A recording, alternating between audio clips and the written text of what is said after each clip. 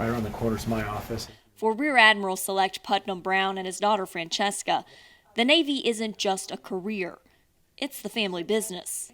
I definitely think, yeah, he was a major influence on me, whether he meant to or not, but he taught me so much, and I knew that it was the right choice for me because of him. Francesca attended the prestigious U.S. Naval Academy in Annapolis, Maryland. Like her father, she rowed on a Navy crew team. When a sudden hip injury kept her from rowing, Francesca switched to steering a boat as a coxswain for the men's team, making them the team's first ever father-daughter duo. That was another very cool transition because we have another shared kind of bond. Francesca sailed her Naval Academy cruise aboard the USS Abraham Lincoln aircraft carrier, the same ship her father commanded. So when coronavirus precautions prevented a big Navy graduation last month, Francesca had an idea. She asked if I would commission her and do it at the Lincoln Memorial, since Lincoln means so much to our family. We were the only people there. It was, I think, 7 a.m. on kind of a rainy day, and we stood right in front of Lincoln. My dad administered the oath of office. I definitely choked up maybe a little bit. So it was a very heartfelt culmination of events.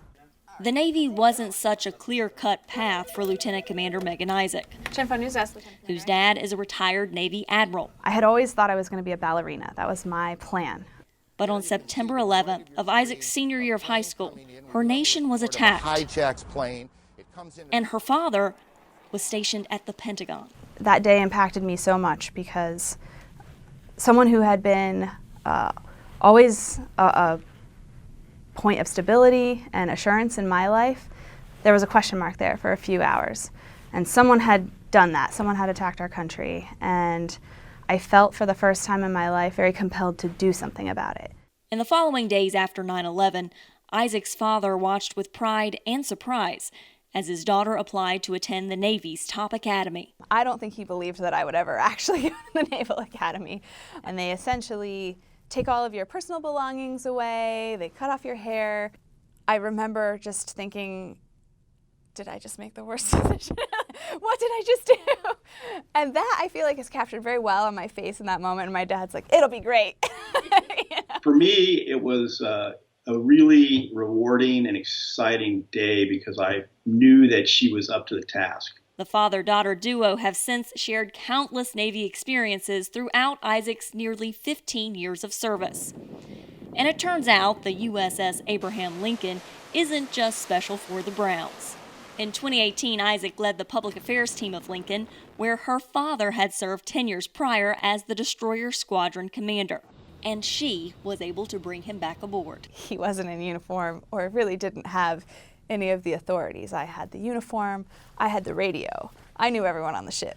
I'll tell you what, I just couldn't have been more pleased and proud of watching my daughter in action. It was great.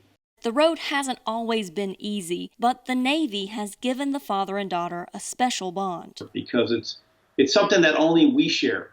There have been several times in my life where I just have felt like I didn't know where to go, what the right direction was. And he's always been the one to listen and make sure that I stayed on the right path. A path both pairs say was illuminated by their sense of adventure and their desire to serve. Carla Babb, VOA News, the Pentagon.